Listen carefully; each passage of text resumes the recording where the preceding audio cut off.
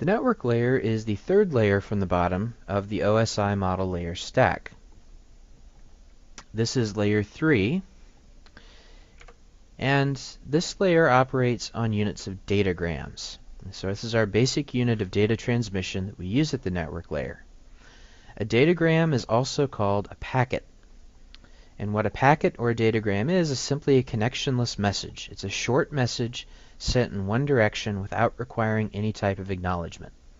So we send one of these datagrams from one place to another using the network layer, and we have no way of determining if it actually got there or not. We just kind of hope it does. Messages can come in several forms. Unicast messages are messages or datagrams that are sent from one device directly to another device. A datagram can also be sent from one device to all devices on the same subnetwork, and that's what we call a broadcast message. There's yet another type of messaging called multicast messaging, which allows messages to be sent from one device to a set of devices that listen for them.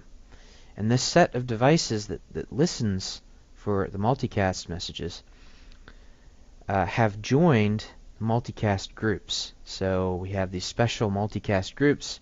A system can join it and receive multicast datagrams.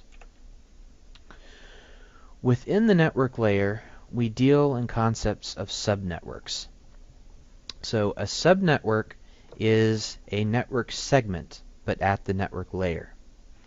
So a network segment is a concept that we bring up from the physical and data link layers, sometimes also known as a broadcast domain, or a subnetwork or subnet.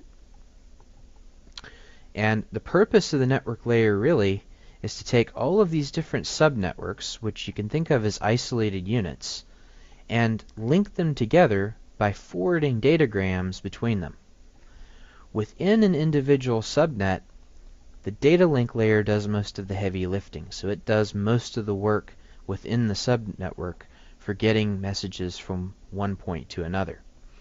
But in between those individual subnetworks, the network layer kicks in and forwards the datagrams. And it does this by a technique that we call routing. And routing is the act of forwarding the datagrams between subnetworks.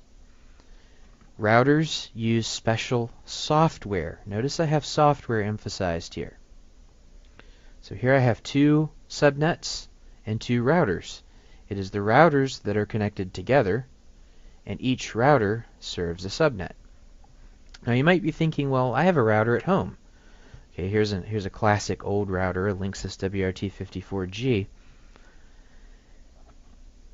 That's a router, right? Well, yes, okay, that's what we call that consumer device. But in reality, what that consumer device is it's actually a small computer. And this device contains the router software. So this is a little mini computer, embedded device, that runs the router software that enables the routing to occur. It is still a software operation fundamentally to get packets routed. It does not require a special piece of hardware. Any computer with the right software installed can route packets. Now, the most common network layer protocol that we use today is the Internet Protocol, or IP. And a datagram in the Internet Protocol, or a packet, consists of a header followed by the payload. The payload is the data that we would like to transmit. We have two versions of the Internet Protocol in use today. IP version 4 is the most widely used still, and it was first deployed on ARPANET way back in 1983 and is still with us today. It uses 32-bit addressing, which has proved to be limited as the number of devices that we have has exploded. The version of Internet Protocol that is becoming more widespread today is IP version 6. This was standardized in 1998, but it's only now starting to see widespread deployment, particularly in Asia. This version of the protocol uses 128-bit addressing and provides enough IP addresses for every device on the planet, at least all the devices we have now and think that we're going to have in the near future.